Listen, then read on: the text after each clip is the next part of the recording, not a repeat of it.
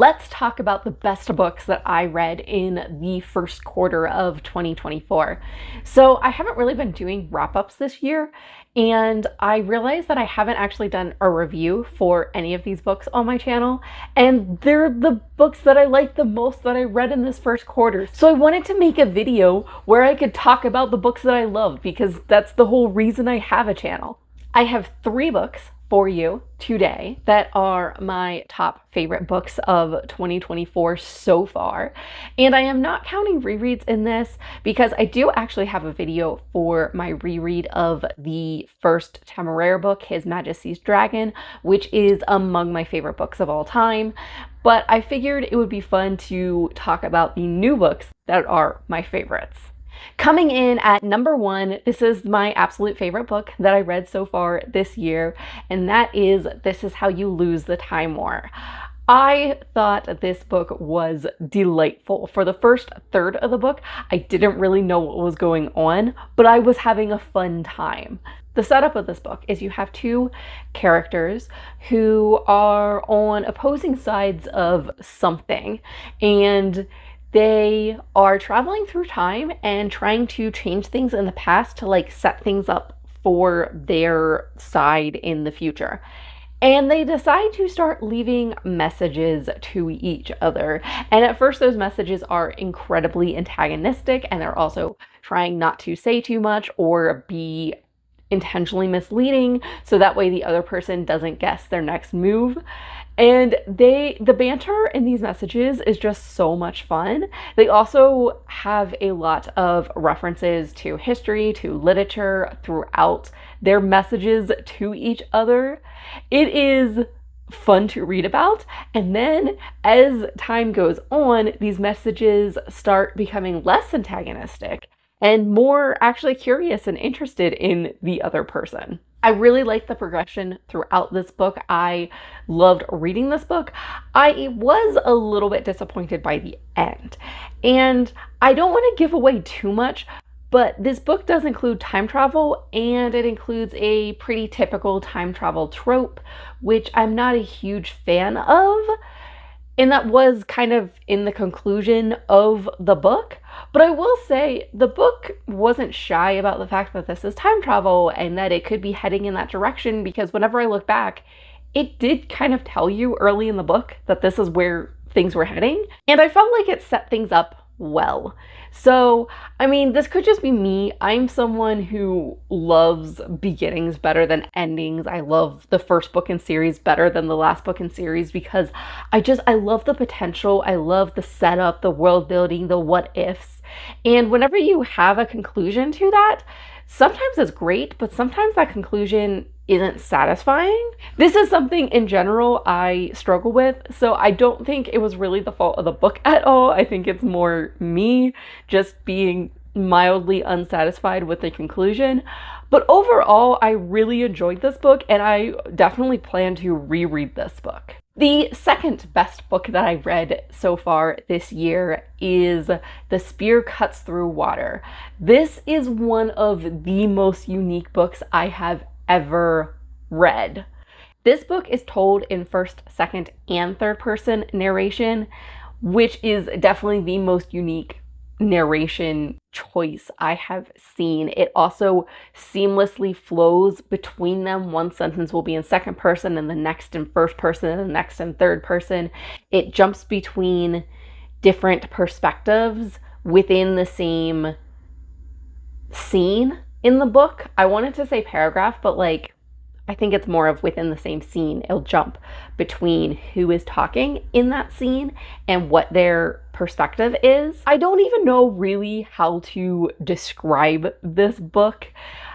It starts with the you perspective. You are listening to a story that Lola is telling you, and you are talking about like you're growing up and being at Lola's, and then you are sitting down and listening to her talk about things.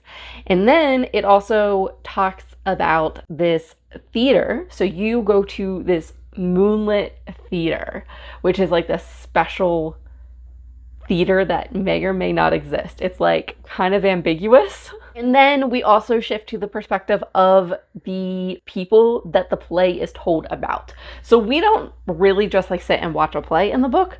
We go get inside the heads of the characters who inspired the story that created the play. And the play is about this guy named June, primarily this guy named June, and like all of the stuff that happens around him. And he is going on a journey, and he's tracking down the three terrors, which are like the three princes in this kingdom, because he's trying to stop them from their evil plans. I feel like I need to reread this book to even talk about it properly, to express all of the uniqueness, to really delve into the story more. It's just, it feels like one that you miss stuff the first time, and whenever you go back and reread it, it's like so much better, and I could probably pick up something new every time I read it. The writing is absolutely gorgeous. It is one of the biggest things that stood out to me. There is at least one sentence on every page that stands out that you're just like, wow, that was a great way to word that. I also have the unpopular opinion that the audiobook is the way to listen to this story or to engage with this story, because you, at the beginning of the book, are being told this story by your Lola. And this just feels like a story that is meant to be heard and not just read off of a page.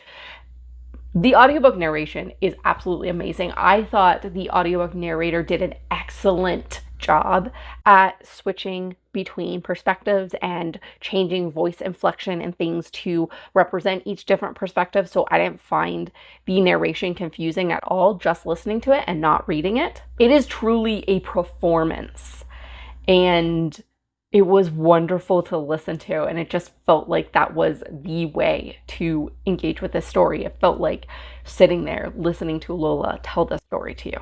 I don't even know what else to say about it. Maybe I will be more coherent after I reread it. I think I don't know if I'm going to reread it this year, but I'm definitely rereading it at some point. And my third favorite book that I read so far this year is Escaping Mr. Rochester. This is a Jane Eyre retelling. I knew I wanted to read it as soon as I heard the title because I am not really a fan of Mr. Rochester in Jane Eyre. I think Jane Eyre is a absolutely lovely story, but I don't really care for Mr. Rochester. I think he's quite manipulative and there's problems, you know? The book Escaping Mr. Rochester is told from both the perspective of Jane Eyre and Bertha Mason, and it's delightful. This is another one of those books that I actually liked the first probably half to 2/3 better than the entire book, because I really liked seeing the perspective of the story through both Jane and Bertha's eyes, especially since they didn't meet each other. So like Jane is at the house being told, oh yeah, there's, you know, ghosts here and stuff. And she keeps seeing things that are happening because of Bertha, and she doesn't know that. But you also see it from Bertha's perspective, so you know exactly what's going on. And the tension was so great because you were like, when are they going to meet up? When are they going to see each other? And there was one time where Jane and Bertha were in the same room and they didn't meet up. And it was just like, oh my gosh, the tension in this book was like so good. It was so well set up. It was so interesting to see these stories from both of their perspectives. And then once they did meet up, it was great to see them develop a relationship with each other. I really did enjoy this book like throughout the entire book, but the part that I enjoyed the most was that tension in the beginning. And like once they meet, you kind of just like release all that tension, and then you still have like the rest of the story to tell. So it was maybe a little bit less interesting, like the last third of the book, but I still really enjoyed myself, and I thought this was a very unique take on Jane Eyre. It was one that I really enjoyed reading. I did enjoy how it ended. All of the characters go through a lot in this book, and it was enjoyable to see them, you know, work together and try to overcome those things together. So there you have my favorite books that I read in the first quarter of 2024. Let me know what your favorite books are that you read. I would love to chat with you in the comments, and I hope to see you in another video. Happy reading!